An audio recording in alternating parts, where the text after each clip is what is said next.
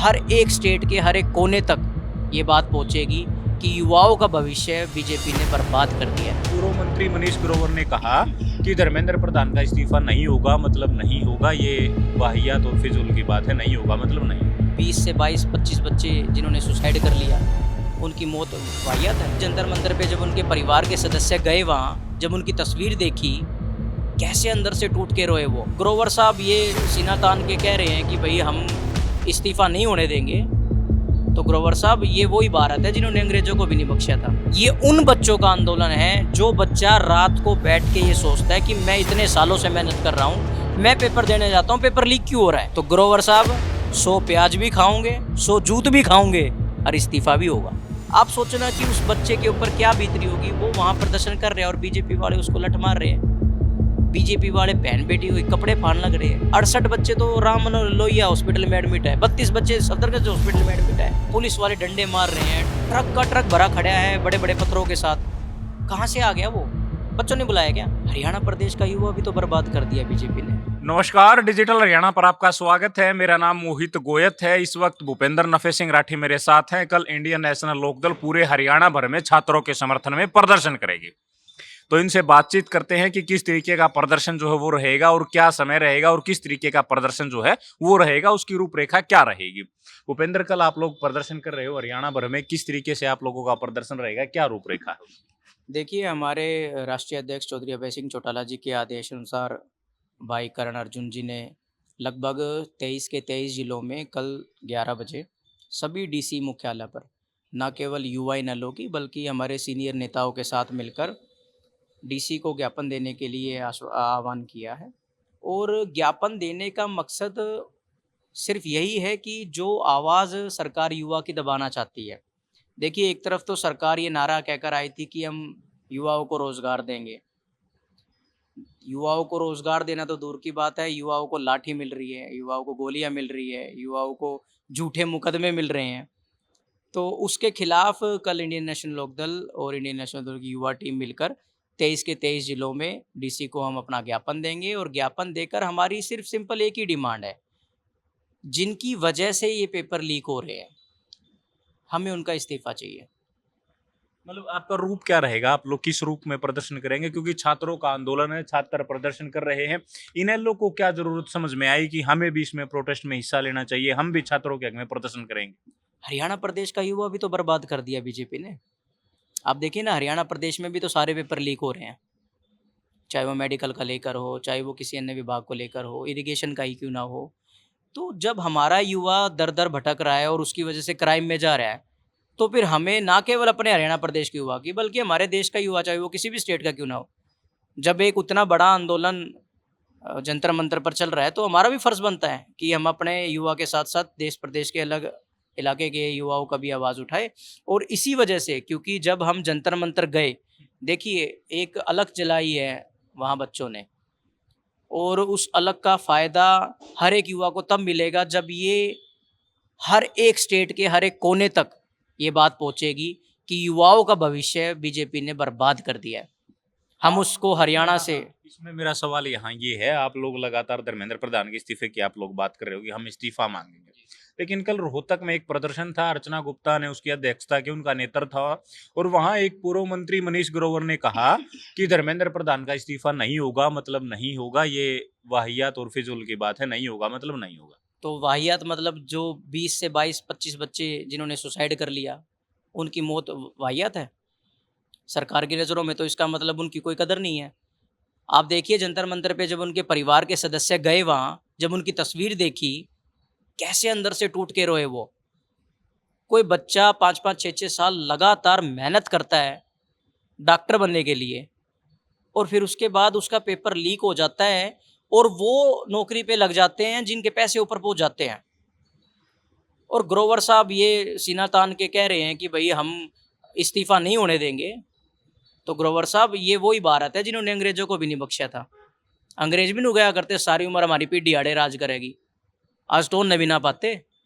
ये समय भाजपा का भी आ जाएगा। लेकिन मनीष ग्रोवर ने ये भी कहा कि जिस तरीके से राहुल गांधी को पप्पू कहते हुए कहा कि वो वहां लेट गया, ये हो गया, मतलब ये कौन सी वो है कि किस तरीके से सिक्योरिटी प्रोटोकॉल को तोड़ा गया, और इस्तीफा तो हम नहीं लेने देंगे। देखिए, बीजेपी भरपूर ये कोशिश कर रही है कि इस आंदोलन को पॉलिटिकलाइज किया जाए। वो इसको कांग्रेस से जोड़ना चाहती है, वो इसको इनेलो से जोड़ना चाहती है, वो उसको समाजवादी पार्टी से जोड़ना चाहती है। ये किसी पॉलिटिकल पार्टी का आंदोलन है ही नहीं। ये उन बच्चों का आंदोलन है जो बच्चा रात को बैठ के ये सोचता है कि मैं इतने सालों से मेहनत कर रहा हूं, मैं पेपर देने जाता हूं, पेपर लीक क्यों हो रहा है। ये आंदोलन उन बच्चों का है जिनके पास जुगाड़ नहीं है पढ़ने का, लेकिन वो बेचारे किसी ना किसी से सहायता लेकर, किसी फ्री कोचिंग के थ्रू या किसी और के थ्रू पढ़ाई करके पेपर देने की कोशिश करते हैं, और वो पेपर दे के घर आते हैं और लीक हो जाता है।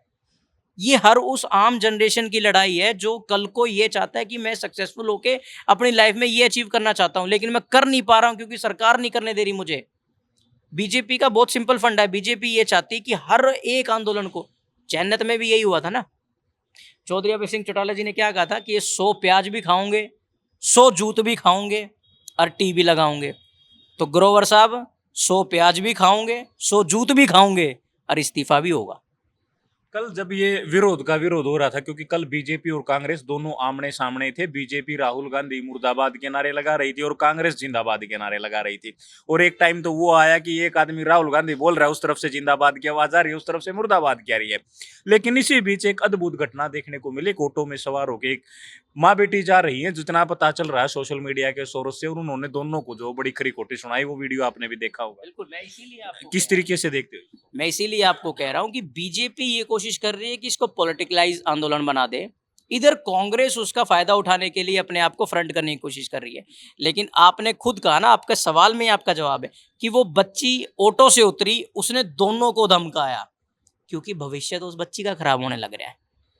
ये वही बच्चे हैं जो जंतर मंतर पे बैठे हैं, और उन्हीं बच्चों की आवाज बनने के लिए कल हम इंडियन नेशनल लोकदल पार्टी हर एक जिला मुख्यालय पे, ना केवल युवाओं के साथ बल्कि हर उस सीनियर के साथ भी जिनके बच्चों के जनरेशन खराब होने लग रही है बीजेपी की इन कुनीतियों की वजह से। आप सोचना कि उस बच्चे के ऊपर क्या बीत रही होगी। वो वहां प्रदर्शन कर रहे हैं और बीजेपी वाले उसको लठ मार रहे हैं। बीजेपी वाले बहन बेटी को कपड़े फाड़ लग रहे हैं। बीजेपी वाले उनको जबरदस्ती डिटेन करके थाने में लेके जाने लग रहे हैं। गिरफ्तारी भी नहीं दिखा रहे हैं बच्चों की। 68 बच्चे तो राम मनोहर लोहिया हॉस्पिटल में एडमिट है, 32 बच्चे सफदरगंज हॉस्पिटल में एडमिट है। उनको मिलने के लिए सरकार के पास टाइम नहीं है। सरकार के अधिकारियों का 2-4 लठ लग गए, धक्का मुक्की होगी, उनको मिलने के लिए बीजेपी के राष्ट्रीय अध्यक्ष जाने लग रहे हैं। ये बच्चे देश का फ्यूचर नहीं है। और मैं हैरान हूं इस चीज से कि बीजेपी हर उस बच्चे को एंटी नेशनल कह रही है जो बच्चा अपने फील्ड में टॉपर है। नीट का एग्जाम कोई ऐसे अरे गहरा उठ के पेपर नहीं दे सकता। जिस बच्चे का मेडिकल में बहुत अच्छा रिस्पॉन्स रहा होगा, वो टॉपर रहा होगा, वो बच्चा पेपर की तैयारी करता है। अब उस बच्चे को एंटी नेशनल कह रहे हैं। अच्छा, एक बात बताइए, आपने अभी जिक्र किया कि बीजेपी के राष्ट्रीय अध्यक्ष नितिन नवीन है, वो अधिकारियों से मिलने के लिए, जो घायल अधिकारी उनसे मिलने के लिए जा रहे हैं, क्या मैसेज दिया जा रहा है छात्रों को? ये छात्रों को ये मैसेज दिया जा रहा है कि हम तुम्हें तोड़ेंगे, हम तुम्हें फोड़ेंगे, तुम्हें मारेंगे भी, तुम्हें जेल में भी डालेंगे, तुम्हारी कोई मांग नहीं मानी जाएगी। लेकिन अगर हमारे टुच्चे से टुच्चे अधिकारी को अगर खरोच भी आएगी तो हम अपना घर बार छोड़ के उससे मिलने जाएंगे। ये सोच है बीजेपी के नेताओं की। मैं आपको फिर कह रहा हूं, वो बच्चे देश का भविष्य हैं। लेकिन उन बच्चों पे तो 10 एफआईआर दर्ज हुई हैं। तोड़फोड़ जो हुई 20 तारीख के मार्च में, उसको लेकर 10 एफआईआर दिल्ली पुलिस ने की है। वो 10 एफआईआर जो है वो प्रदर्शनकारियों पर हुई है, वो छात्रों पर हुई है। देखिए, वहां पे सरकार ने माहौल कैसे बनाया। जब हमारे युवा साथी मार्च के लिए चले तो उन्होंने पीछे से भी बैरिकेडिंग कर दी, आगे भी बैरिकेडिंग कर दी, लेफ्ट राइट दोनों तरफ से बैरिकेडिंग कर दी, और फिर उनके ऊपर लाठियों से चार्ज करना शुरू कर दिया। वो बच्चे कहाँ थे, उनके पास पत्थर कहाँ थे, उनके पास कोई हथियार। पुलिस वाले डंडे मार रहे हैं, ट्रक का ट्रक भरा खड़ा है बड़े बड़े पत्थरों के साथ। कहाँ से आ गया वो? बच्चों ने बुलाया क्या? अगर बच्चों ने बुलाया तो शायद बीजेपी वालों को ये नहीं पता कि जंतर मंतर आने वाला एक बहुत ही हाई प्रोफाइल वीआईपी रूट है। अरे वहां दिन में ट्रक अलाउ नहीं होता, आप रात ने मतलब चौड़े में बुलाने लग रहे हो। कहाँ से आ गया?